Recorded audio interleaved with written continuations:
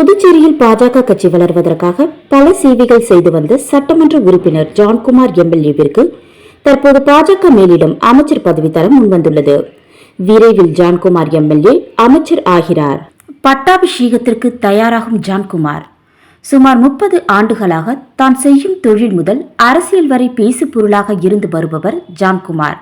பிரதமர் மோடி, மத்திய உள்துறை அமைச்சர் அமித்ஷா, பாரதிய ஜனதா தேசிய தலைவர் JP நட்டா, கட்சியின் அமைப்பு பொதுச் செயலாளர் சந்தோஷ்ஜி, புதுச்சேரி மாநில பாரதிய ஜனதா மேலிட பொறுப்பாளர் நிர்மல் குமார் சுரானா, புதுச்சேரி பாஜக தலைவர் செல்வகணபதி MP ஆகியோரின் ஆசியும் அன்பையும் பெற்றவர் ஜான்குமார்.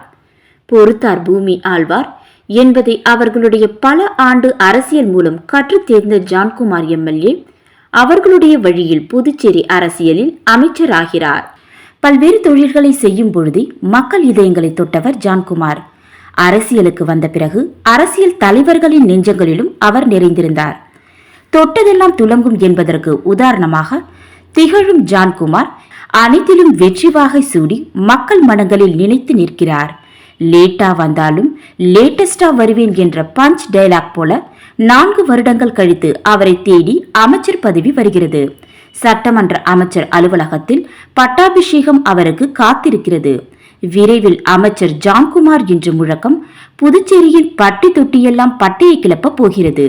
அமெரிக்காவிற்கு டிரம்ப், ரஷ்யாவுக்கு புடின், இந்தியாவுக்கு மோடி என்ற வரிசையில் புதுச்சேரிக்கு ஜான்குமார் என்ற அடையாளத்தை அவர் தனக்கே உரிய முத்திரையுடன் பதித்து இருக்கிறார்.